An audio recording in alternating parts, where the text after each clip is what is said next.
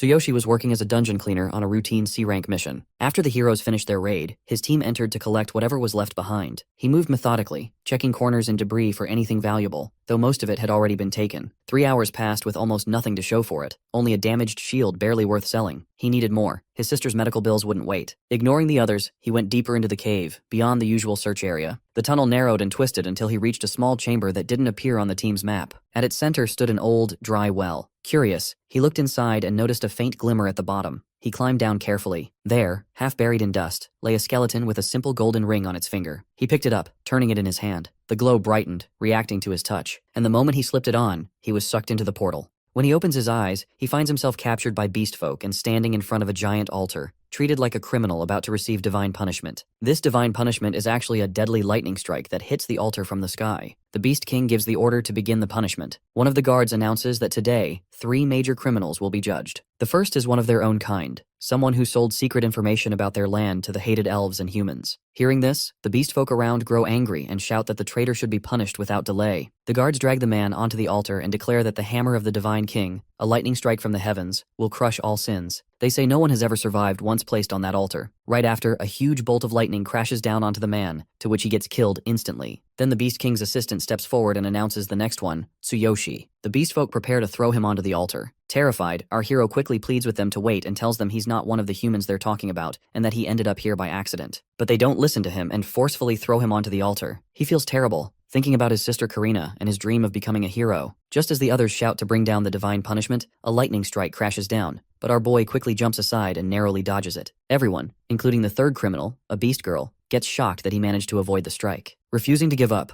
our hero stands firm, but suddenly, another lightning strike hits him, to which he screams in pain. As the Beast King's assistant orders the third criminal to be brought forward, Tsuyoshi's divine ring begins to glow and activate. It starts repairing his body and building him into an ultimate form. The others watch confusingly that this boy is still alive. The ring then starts giving him powerful skills like Divine Eye, Divine Consciousness Inventory, and Absolute Duplication. With renewed strength, our hero slowly walks toward the hammer of the Divine King, to which the assistant gets shocked as no one has ever come this close to the hammer before. As Tsuyoshi's ultimate body finishes forming, he grabs the huge hammer and suddenly powerful lightning strikes explode around him, leaving everyone stunned. The divine hammer shrinks back to its normal size on its own, and a system voice tells our boy he has reached level 3 and that he needs to get even stronger to unlock the hammer's full power. The assistant watches in disbelief. He can't believe a simple human just lifted the divine hammer, something even the mighty Beast King couldn't do. He remembers the legend that whoever lifts the divine hammer will become the leader of the beast folk. Our hero checks his status and feels much stronger than before. While he's focused on this, a huge and powerful beast suddenly flies in angrily and orders him not to touch the divine hammer with his filthy hands. Everyone recognizes the beast as Ryuga, the great general, and they beg him to help them restore the beast folk's honor. Ryuga says he doesn't know how this boy managed to grab the hammer, but tells him to quietly return it and accept his punishment. Our hero then uses a skill called Divine Eye, and when he looks at Ryuga, the system shows all of the general's abilities and power levels. When the beast notices that the boy isn't answering, he quickly pulls out his huge sword, ready to kill him. Our hero begs him to wait, saying it's just a misunderstanding, but the beast doesn't listen and swings his sword to strike. The beast girl watches nervously, knowing that one hit from Ryuga would easily cut the boy in half. As the beast's sword comes down, our boy raises the divine hammer just in time and blocks the powerful attack. Everyone gets shocked to see him stop Ryuga's strike so easily. The beast says the boy is lucky the hammer saved him this time, but warns it won't protect him next time. Tsuyoshi tries again to explain he's not from this world, but the beast grabs him with one hand and throws him high into the sky, preparing to finish him with a powerful move called Earthquake Shaker. At that moment, our boy notices a new skill called Absolute Replication. It lets him sense an opponent's heart by touching them and choosing one skill to copy from all their abilities. Without hesitation, he leaps up and touches the beast's chest, to which the system quickly shows him many skills. As the huge beast prepares to strike again, our boy quickly chooses a skill from the list, called Heaven Shaker, which seems similar to the divine hammer's power. He uses it to attack the beast, leaving everyone stunned by the sudden blow. But when the dust settles, the beast stands unharmed and the system informs Tsuyoshi that, because he's only level 3, has no profession, and can't fully use a weapon yet, his attack did no damage. The beast now angrily charges at our hero to finish him off. But just before he strikes, the Beast King suddenly jumps in between them. A powerful blast shakes the area, and when the dust clears, everyone gets shocked as the Beast King is kneeling in front of the human boy. The king looks up at him calmly and says it seems the divine hammer has truly chosen him. He adds that this might be a sign from the gods and explains that in thousands of years, the boy is the first person ever to be chosen by the divine hammer. The Beast King then turns to his people and says that if this human is truly meant to lead the beast folk, they must give him time to grow. Ryuga protests, saying this boy is a human, but the Beast King asks him if the prophecy ever said that the chosen leader must be a beastman. Then the Beast King asks our hero his name and speaks to him kindly, saying that if he is willing to carry the future of the beast folk on his shoulders, they will set him free, but right now he is too weak. He tells him that within 1 year, he must grow stronger and return. Only then will they decide if he is worthy to be their leader. The Beast King uses magic to mark our boy's forehead and warns that if he doesn't come back in a year, they will use this mark to find him and kill him wherever he is. The boy accepts the king's terms, and the Beast Girl, who was next in line for punishment, encourages him to become stronger and earn his freedom. When Tsuyoshi uses Divine Eye on her, he sees her level is 72, but he can't see her name. She tells him not to waste this miracle given by the gods. He agrees and realizes there's no time to hesitate. First, he must survive, then find a way back to his original world. He agrees to the king's offer, but asks one thing, that he wants the Beast Girl to come with him, as she might be helpful, to which the king agrees. After some time, he stands outside, looking at the ring he got from the well. He thinks about the mysterious voice he heard earlier, and realizes that everything started with this boundless ring. He feels confused, unsure how he will return to his original world. Just then, the Beast Girl comes to him, and by gently calling him master, she says the preparations are complete. She adds that she has decided to serve him because he saved her. Holding his hand softly, she asks if she can continue calling him master. The boy feels embarrassed as no one has ever spoken to him like this before, but he agrees with her. They begin walking together, and as our hero looks around, he realizes that this other world is beautiful in its own way. But suddenly, he remembers his sister waiting for him back home. At that moment, the system shows him a notification that the Boundless Passage is now available, and the cooldown is 24 hours. He understands that he was brought to this world through the Boundless Passage. If he uses the same path, he should be able to return. With that thought, he commands the ring to open the Boundless Passage, to which a bright light shines from the ring, and our hero disappears from there. In a flash, he gets transported back to his original world, sitting at the same well where he was first pulled into the other world. He checks the system and gets surprised to see that the abilities he gained are still active here too, and also the Divine Hammer is safely stored in his inventory. The system informs him that his stats are shared between both worlds, but items are not. To use items in either world, they must be placed in the Divine Consciousness inventory ahead of time. As he's processing all of this, he suddenly hears his friends calling out to him, urging him to come out of the well before the cave closes. Looking at them, he feels confused as he has spent about 5 hours in the other world, yet it seems no time has passed here. He realizes time must have been frozen while he was away. With the help of a rope, his friends pull him out of the well. As he climbs up, he wonders if time is also frozen in that other world now. Another question comes to his mind about who is the true owner of this boundless ring. Once he's out, he happily comments that the next awakening test is tomorrow, so he will go to test his new abilities. After returning from the cave, our hero starts remembering his sad past. He sees himself carrying his younger sister on his back, her legs badly injured, and they run through the heavy rain because a powerful monster is destroying the city behind them. While running, he suddenly starts crying to realize their parents are gone because of the destruction. At that moment, his uncle Nakazato appears and tells him to keep moving, otherwise the monster will kill both him and his sister, to which our boy agrees and keeps running. As he recalls these memories, he stands in a hospital beside his sister Karina. She asks if he really plans to retake the awakening test tomorrow since he just came back from work today. He assures her he's fine, and when he asks about her legs, a nurse explains that the nerve pain comes and goes because of nerve damage, so she must take her medication regularly. Our boy then uses his Divine Eye skill to examine her legs. He sees that both legs are about 98% damaged, with almost no chance of natural recovery. The chance she might walk again is only 1%. He thinks to himself that she should have been able to live a normal life, go to school, hang out with friends, and go on trips, and also realizes that she must have wanted to live each day with a smile. With that thought, he steps outside, feeling sad as she's his only family now, and he can't bear to see her suffer anymore. He decides that he will do whatever it takes to help her stand on her own again. He thinks that if he can become a hero, he might gain access to more resources and information, maybe even find a way to heal her. So he makes up his mind that he will become a hero. Later, he arrives at BTG, the Awakening Test Site. Another boy is already being tested. The result shows that he's level 3 with a combat power of 540, which qualifies him as a hero. The doctor hands him a hero's emblem, and the boy walks away proudly. Now it's Tsuyoshi's turn. The doctor looks at him and asks if he really wants to retake the test after failing the first time. He tells him that when he's ready, he just needs to step inside and place his hand on the device. But he also adds that the machine scans every angle, so the result is likely to be the same as before. Our boy steps into the room, thinking to himself that he already knows his level is 3, so he should pass this time. Still, he feels unsure as he doesn't know what his combat power will be. He places his hand on the machine and activates his ultimate physique skill. Suddenly, the entire area begins to shake like an earthquake. The machine lights up and displays the result. Level 3, combat power 5400. He gets stunned as the previous record for a level 3 combat power, held for 30 years, has just been shattered. Curious about the strength of the Divine King's hammer, he takes it out from his system. But the system immediately warns him that his current level and other conditions are not enough to unlock the hammer's true power. It can only be used for 1 second. Our boy realizes that even 1 second might be enough for the machine to register its strength. He places his hand on the device again and releases the hammer's power. A wave of intense blue energy bursts from the hammer, and he feels sharp pain shoot through his body. The ground trembles again as another earthquake hits the city, and suddenly the machine shuts down due to a blackout. The doctor rushes in and quickly stops him, explaining that the test has been suspended because of the power failure. After leaving the branch, our boy thinks about how dangerous the Divine King's hammer is. He decides not to use it again until he becomes strong enough, since it drains his entire body. Still, he feels happy as he's officially a hero now and has received his emblem card. Later, he heads to the training ground, where a group of other young heroes has gathered.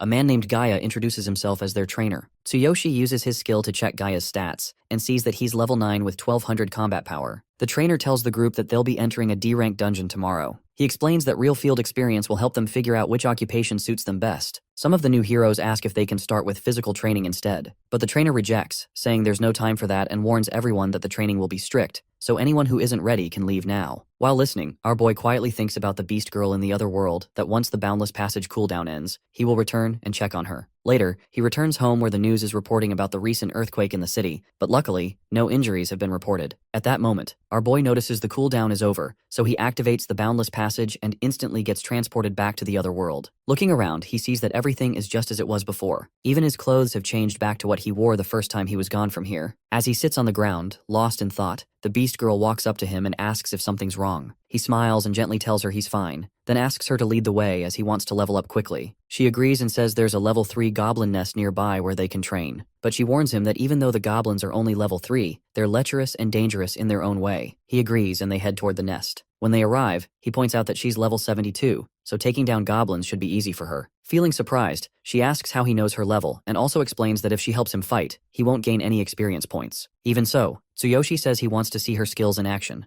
to which she pulls out her dagger and rushes at 2 goblins. With a single clean slash, she takes them both down effortlessly. Seeing her in action, he gets amazed and asks if she can teach him the technique she just used. She explains that it's called Instant Step Slash, a skill used by high-level warriors. It's not something he can learn right now, especially since he hasn't even chosen an occupation yet. The boy then says he'll become a warrior too, just like her. But in his heart, he knows that since he can't use the Divine King's hammer yet, he needs to find another weapon for now. Just then, the system notifies him that he has officially switched to the warrior occupation. The beast girl blushes, realizing he chose to become a warrior because of her. Holding his hand, she promises to help him level up, but says that first they'll need to gather some proper equipment. As they talk, a group of goblins appears nearby. Their combat power is 420, and our hero quickly realizes he'll have to fight them on his own. He borrows the girl's dagger and thinks to himself that it's a good chance to test out the power of Heaven Shaker. With that, he charges at the goblins and in a powerful slash, he defeats them instantly. Watching this, the beast girl gets amazed, and our hero confidently says he'll take care of the rest of the goblins with ease. He also thinks to himself that by the end of the night, he'll definitely reach level 4. The girl offers him a weapon, but instead, he picks up a goblin's wooden stick and says it'll work just fine for now. She reminds him that they need to hurry and get some basic equipment since he doesn't have any defensive stuff. He agrees, thinking that he'll need not just weapons but proper armor too. As they walk, our boy remembers the bit of research he did earlier on the Divine Consciousness inventory. Unlike normal storage, items placed in this special inventory can be used in both worlds. He notices there are only 2 slots right now. One is already taken by the Divine King's hammer, which means only 1 slot remains. Reading through the system's instructions, he learns that the number of slots will increase as he trains and grows stronger. While thinking about this, he stares at the girl, to which she feels confused and asks if there's something on her face. He just smiles and says he was checking to make sure she was still following him. Suddenly, she tells him to look ahead as there are more goblins, and they're level 4. She warns that the deeper they go, the stronger the goblins get, so he needs to stay alert. As she steps forward to attack, our hero realizes that stronger goblins mean more experience points. Without hesitation, he leaps at them, eager to fight by himself. With just one powerful strike, he defeats all the goblins instantly and comments that the higher the enemy's level, the more experience he gains. But he also notices his wooden stick is broken and too weak to keep using. The girl watches in shock as she can't believe he defeated them all using such a poor weapon. As they go deeper, the goblins grow in number and level, but Tsuyoshi's explosive power makes their numbers meaningless. While fighting, he thinks about how he never expected the bonuses in this world to be so big, and also he is leveling up much faster than before. After finishing off the last goblin, he remembers his time working as a cleaner, when heroes took all the good items and experience points. Now, he can keep all the experience for himself, and these monsters seem to give even more experience than before. Then they find a hiding spot near the goblin boss. The girl warns that the boss looks dangerous and says it has been possessed by darkness. Our boy feels uneasy to hear that this world has darkness too, and she explains that enemies possessed by darkness are extremely powerful. The boss is level 6, but with darkness possessing it, its strength grows exponentially. She adds that she will handle the goblin boss alone since it's dangerous. But our boy refuses and says that he will take it down with his own hands. He thinks about the ones who killed his parents, and vows to kill them all. With courage, he leaps at the boss and kicks it hard in the head, but the boss easily throws him aside. The boss tries to attack with its huge tongue, but the girl quickly cuts it off with her dagger. Our hero stands up, thinking that anyone who is an enemy to his sister won't be allowed to kill him. He activates ultimate physique on his right hand and shouts that if he doesn't have a weapon, he will use his own body. With a powerful punch, he strikes the goblin boss, to which the boss shatters into pieces and gets defeated. At that moment, Tsuyoshi's level rises to 4, and he happily says that he will now wipe out all the darkness. Then the system alerts him that his right hand is badly injured and needs immediate treatment. The pain becomes overwhelming, and just as he's about to collapse, the beast girl catches him and gently assures him that she has medicine that will help. She applies the medicine to his injured hand, and after about an hour, our hero wakes up feeling much better. His body has healed well, and the girl feels happy to see that the medicine worked. She tells him it's time to go collect their rewards, to which he agrees. When they arrive at the reward spot, the system notifies him that the rewards have been added. In front of them are 2 treasure chests, one normal and one dark. Our boy gets surprised to see such valuable loot. He opens the dark chest first, and the system announces that he has received the Dark Goblin set. He suddenly remembers that he has only 1 slot left in his Divine Consciousness inventory. Hoping for the best, he presses the yes button to store the set, and feels pleased when the entire set fits into that 1 slot. Then he turns to the girl and asks if she knows how to sew. She confirms, and says she's been sewing her own clothes since she was a child, and even has her sewing kit with her. Later, under a beautiful night sky, the girl sits beside him and sews a shirt for him. He watches her work and feels genuinely happy. Now that he has leveled up, he knows it's time to return to his original world. He tells her they should settle down for the night to rest and recover, and she agrees. Together, they find a place to sleep.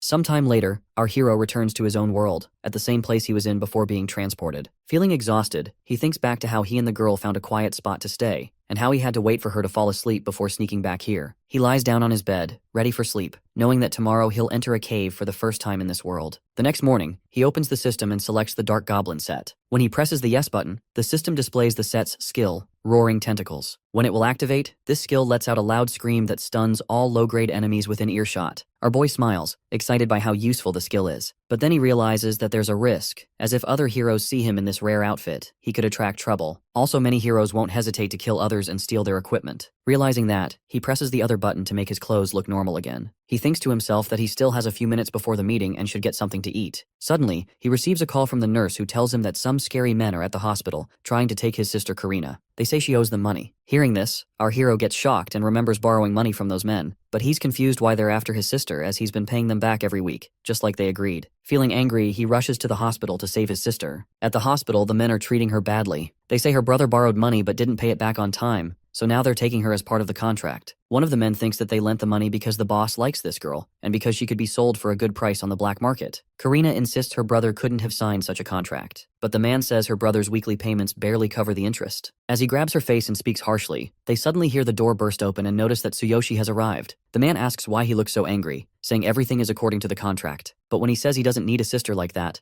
our hero suddenly punches the man hard in the face, knocking him backward. Seeing this, one of the bodyguards jumps at him to attack, but our boy punches the bodyguard's arm and breaks it on the spot. The senior man angrily says no one has ever dared to defy the Blue Snake team before, then pulls out a gun to shoot. When he fires, our hero calmly catches the bullet with his bare hand, to which his sister and the others get shocked. He says he's a hero now, so catching a bullet isn't difficult for him. At that moment, the nurse arrives with the police to help him and his sister, but when she comes in, she sees the thugs already begging the boy not to hurt them. They assure him that he can pay back all at once whenever he wants, but also warn that if he delays, their young boss, who is also a hero, won't stay quiet. They apologize for the trouble and quietly leave. They whisper among themselves, thinking their boss is a level 100 warrior while this boy is still just a trainee. They decide they'll have to report this to their boss and let him handle it. Meanwhile, our hero apologizes to his sister from behind, saying he wanted to visit her sooner, but has spent the past few days trying to figure out how to repay the money he owes the gang. She asks if he really became a hero, to which he confirms, but explains he's still just an intern. He'll only be officially recognized after completing today's mission in the cave. He recalls that he borrowed $60,000 from the Blue Snake gang to pay for his sister's treatment. If he tried to earn that money steadily, even as an official hero, it would take far too long. So he decides the only way is to sell all his hero gear. Later, he arrives at the entrance of the cave with a group of other trainees. Their trainer stands in front of them and says that today's mission will test their abilities to determine if they're ready to become full-fledged heroes. But he adds one strict rule that any hero equipment they find in the cave must be handed over to him. Hearing the trainer's words, Tsuyoshi recalls hearing something similar before,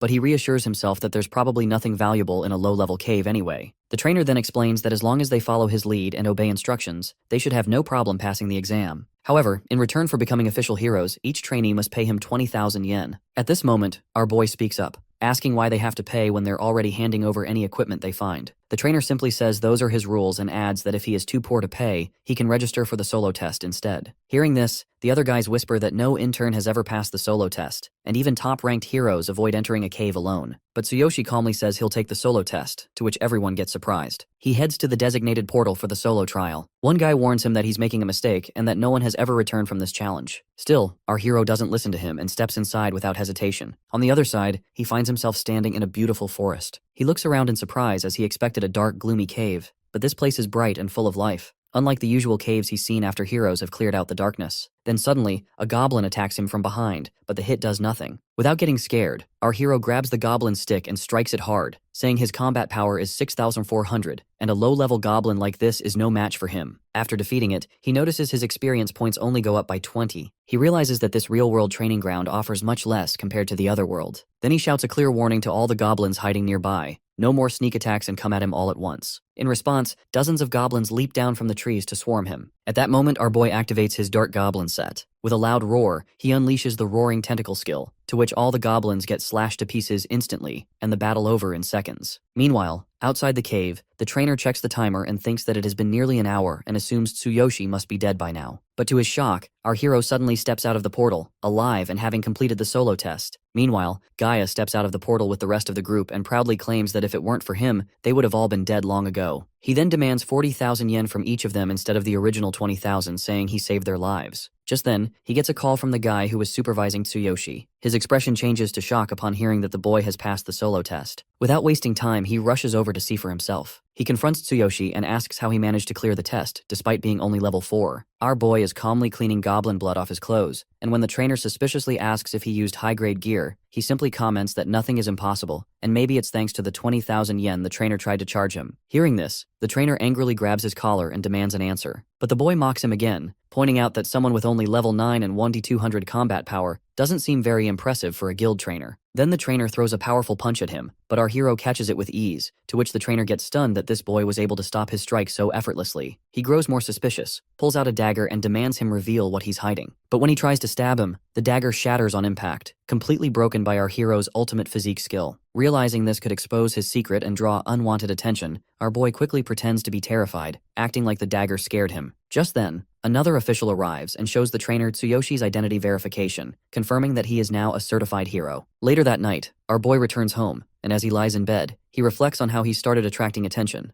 especially from Gaia. He also finds himself thinking about the beast girl still in the other world. At that moment, Gaia arrives at the building with another mage, intending to kill our hero and steal his equipment. The mage is level 10 with a combat power of 3,500, and he uses magic to try to break the door lock. But before he succeeds, our boy suddenly kicks the door open and smashes the mage in the head with the stick, using Heaven Shaker. He immediately senses the pressure as this mage is 6 levels above him, and it's clear the battle ahead won't be easy. He realizes that combat power is a useful way to gauge a hero's overall ability, but it's not everything. His own combat power is 6,400, yet his level is only 4. If the level difference is within 2, he can usually manage. But when the gap widens, like facing someone at level 10, even if their combat power is lower, their level advantage can make them harder to deal with. He considers running from here is the best option. Just then, the mage stands back up and says he's impressed this boy reinforced the defense on his cloak, but warns that he'll kill him and steal everything he has. Activating fire magic on his cloak, the mage sends waves of heat toward our hero, making his body feel like it's burning. Realizing things are getting worse fast, the boy starts running. He leaps out the window, focusing his body enhancement skill into both legs. With the Dark Goblin set's defensive boost, he believes he can absorb the landing impact. But just as he prepares to land, a third attacker with level 12 and 3,900 combat power strikes him midair and slams him into the ground. Luckily, our hero had already reactivated his full body enhancement just before impact, so he takes minimal damage. As he stands back up, the new enemy jumps down after him, surprised to see that this boy is still alive. Just then, Gaia and the mage arrive at the scene. Seeing all three of them ready to kill him and steal his gear, our hero makes up his mind that if they're coming to kill him, he's ready to do the same. He activates the Dark Goblin set and tries to unleash his Roaring Tentacle skill. But to his surprise, the skill fails as his level is too low to use it right now. The 3 attackers charge at him, aiming to finish him off and take everything he has. But at that moment, he realizes the cooldown on the Boundless Ring has ended, and he can now return to the other world. Without wasting a second, he opens the path of Boundless. Just before the enemies reach him, he vanishes through the portal. As he disappears, he declares that he'll return stronger, and that's when the real fight will begin. Moments later, he finds himself back in the Beast World, at the exact spot where he first left. Looking around, he thinks to himself that now is the time to level up and master new skills. He sees the Beast Girl still peacefully sleeping and realizes it's still nighttime here, so he quietly decides to rest for now, before the real journey begins. As he notices she smells like cherry blossoms, he feels a sense of romance for a moment. But then, the memory of the three men hunting him flashes back into his mind. He quickly reminds himself that he must first deal with the crisis in his original world. Before anything else, he needs to focus on leveling up and learning new skills. The next morning, the Beast Girl wakes up and cheerfully says it was the best sleep she's had in a long time. Meanwhile, our boy hasn't slept at all as his mind was too restless. He gently asks her if she can sew him a new set of clothes, saying they'll move out soon after. She agrees, and as they talk, she explains that to learn skills, he needs skill scrolls, and the fastest way is to study at the Combat Academy. Together, they head to a small combat academy in the Beastman tribe.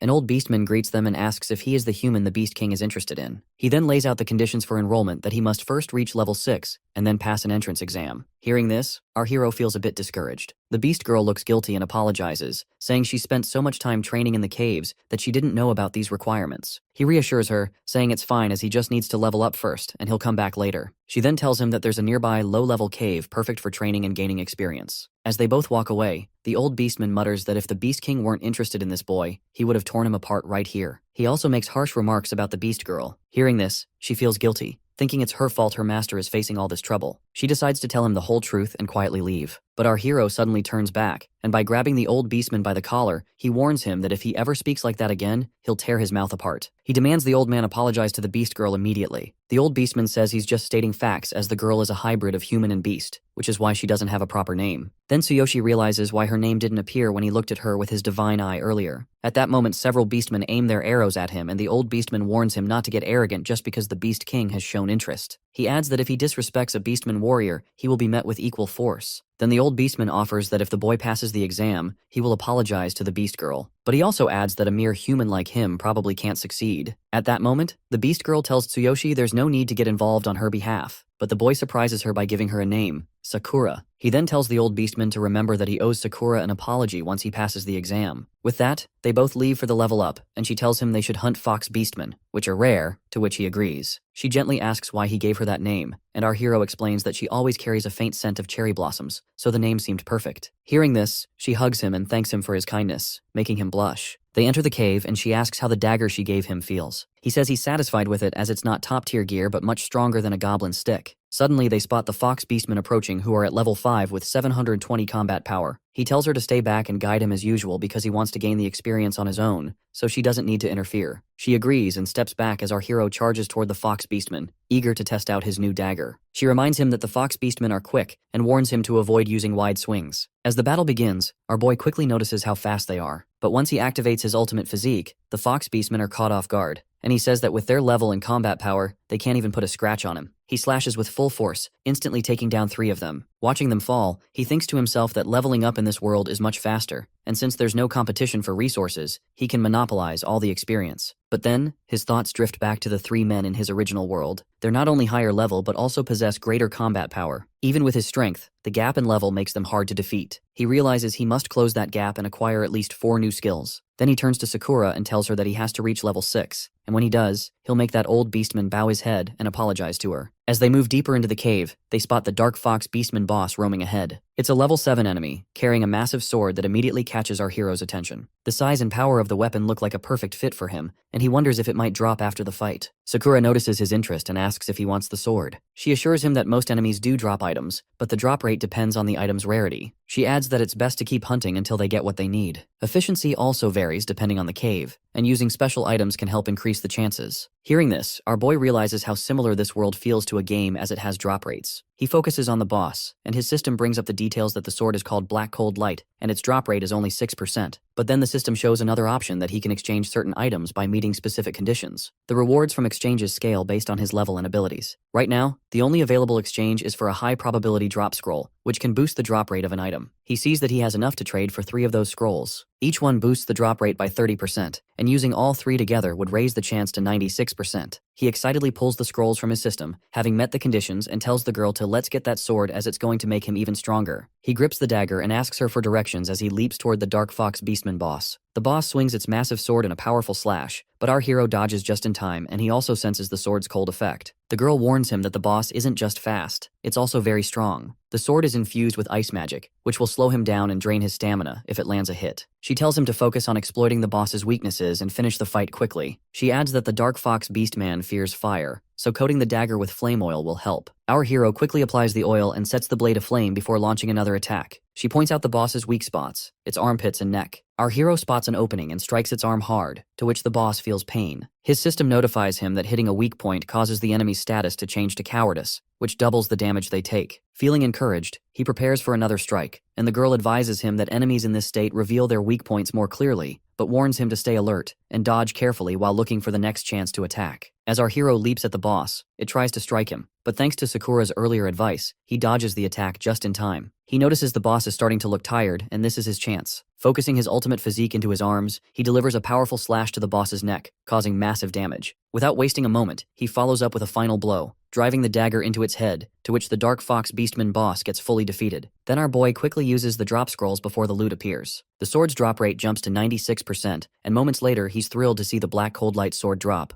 along with a large gain in experience points. He picks up the sword and feels amazed as he has never held a weapon that feels this powerful. He thinks to himself that with this blade, he might actually be able to defeat the 3 enemies waiting for him in his original world. He reminds himself that reaching level 6 is his next goal, not just for his own strength, but also for Sakura's sake. He turns to her and asks if there's a fast way to level up. She assures him that it's simple, as they can use a reset scroll to reset the cave and fight through it again. She adds that she has a few helpful items that can speed up the process, including healing potions. But first, they'll need to take a short break to recover. They both sit outside the cave while she uses the reset scroll, restoring the cave to its original state. Our hero steps back inside, this time holding the Black Cold Light sword to face the enemies. As he defeats the regular Fox Beastman, the girl explains that some weapons have special effects, and their power can vary. She's confident he'll find even better gear as they continue. He thinks that he also has the Divine King's hammer in his inventory, but even with his ultimate physique, he can only hold it for about a second before it becomes too much. He enters the boss room again and notes that he's reached level 5 by defeating the boss's minions. Now it's time to take down the boss once more. Using the reset scroll, he repeats this process 6 more times, resetting the cave, battling the minions, and defeating the boss. After the 6th victory, he finally levels up to level 6, with his combat power rising to 8800. After all that, he comments that he's replenished his stamina 6 times from morning until night, and must have collected a full set of Fox Beastman gear by now. Meanwhile, at the Combat Academy, the old Beastman sits with a friend, saying that no mere human can reach level 6 in their land so quickly. Suddenly, our hero walks in wearing the Fox Beastman armor. He calls out the 2 men, telling them they doubt he can reach level 6, but he's already there. The 2 old men get stunned that he's leveled up twice in just one day. Our hero then demands they wake the examiner immediately, saying he won't wait until tomorrow. He also orders the old Beastman to prepare to apologize to Sakura. The Beastmen then bring out the examiner, who grumbles that he was just about to go to sleep. He warns them that if they waste his time, there will be consequences. Our hero steps forward and confidently states that he meets all the requirements. He demands to begin the trial immediately, and also mentions that he wants to choose a skill from the skill vault. In every combat academy, skill scrolls are stored in a special vault, and anyone who passes the trial is allowed to select one. The examiner comments that the boy is talking too much, but when one of the others whispers in his ear that this boy leveled up twice in less than a day, the examiner gets shocked. Then he says he doesn't know what kind of trick the boy pulled, but it is fine, and now they'll proceed. Still, he adds that the idea of a mere human passing a trial meant for Beastmen is laughable. Soon, the priest commander of the academy steps forward to begin the trial. He explains that the Beastmen are a race built on strength, so physical power is the main requirement for passing. He then reveals a large stone slab and tells our hero that if he can crack it with a single punch, he will pass the trial and earn the right to access the Beastman Academy's skill vault. The 2 other Beastmen watch the stone slab and whisper that the commander is testing this boy with an outer stone, a rare and powerful material that even a level 10 warrior struggles to crack. They explain the stone fell from the sky and spirits use it to craft weapons. The commander steps forward and demonstrates the challenge. He uses his full strength to punch the slab, causing a little crack to appear. Now it's Tsuyoshi's turn, and because he is confident of his ultimate physique, he decides to fine-tune his enhancement to increase the power and impact of his right fist. Activating ultimate physique at 50%, he delivers a powerful punch, to which the stone slab shatters instantly into pieces, and the Beastmen get totally shocked. Our boy remarks that he used a lot of force, but it wasn't too difficult. The Beast Girl tells him that he can now access the skill vault, but when he asks the commander if he's passed, the commander rejects by claiming the cracks were caused by his own earlier demonstration, so breaking the slab doesn't count, meaning Tsuyoshi borrowed the Beastman's power rather than proving his own strength. The commander continues the test, saying the next trial is the Iron Bar Bending Challenge, one of their traditional strength tests. The goal is simple, as he has to bend an extremely tough iron bar using only brute force. Our hero activates ultimate physique at 50% and easily bends the bar as if it was nothing. The commander gets stunned hand, but still refuses to acknowledge his success. He declares they'll now use the most primitive method, arm wrestling, where if the boy can last 10 seconds against their strongest warrior, he'll be considered to have passed. Our hero agrees without hesitation, and when the strongest warrior steps forward, he activates ultimate physique at 70% and defeats him instantly, to which the commander gets speechless. Then our boy states that he has completed all 3 trials and passed, and the surrounding beastmen agree. He then turns to the old beastman and reminds him of his promise to apologize to Sakura. The old beastman steps forward and offers a quiet apology for the harsh words he spoke. She looks uncomfortable and tells him there's no need to apologize, but our boy gently tells her to accept it, to which she follows the instructions. They then make their way to the entrance of the skill vault. The commander informs him that, according to Academy rules, he may only select 1 skill scroll each time he enters. He explains that once the boy enters the vault, he'll have only 3 minutes to choose a skill scroll. If he breaks the seal on a scroll within that time, the skill becomes his. But if time runs out before he chooses, the rules will forcefully expel him, and he won't be allowed to enter again for some time. Seeing Tsuyoshi's confusion about the seal, the commander adds that the Combat Academy is a prestigious institution representing the entire region. To protect the vault, high-level sorcerers and mages have placed magical seals and barriers around the scrolls. The Beast Girl also says she's heard that higher-level academies have even stricter conditions. With that, our hero and the girl enter the vault. As they look around, he gets amazed and finally understands why they needed so many magical protections, as there are countless skill scrolls inside. She admits this is her first time seeing the vault too, and notes that each scroll is sealed, so she can't tell what any of them are. While scanning the scrolls, our boy considers using absolute duplication, but finding a truly powerful skill proves difficult. He then recalls the 3 enemies waiting for him in his original world, and realizes that he needs to pick a skill strong enough to deal with them. He activates his ability on a scroll, revealing the skill Shield Slam, but he quickly dismisses it as he doesn't even use a shield. She also shows him another scroll called Gale Step, a skill used by archers, but he's not interested. He glances at the timer, only 2 minutes left, and still hasn't found anything useful. She then shows him a scroll with a counterattack skill, but he rejects that too. As he checks more scrolls, the time drops to just 1 minute. He realizes he can only see inside the scrolls by breaking their seals,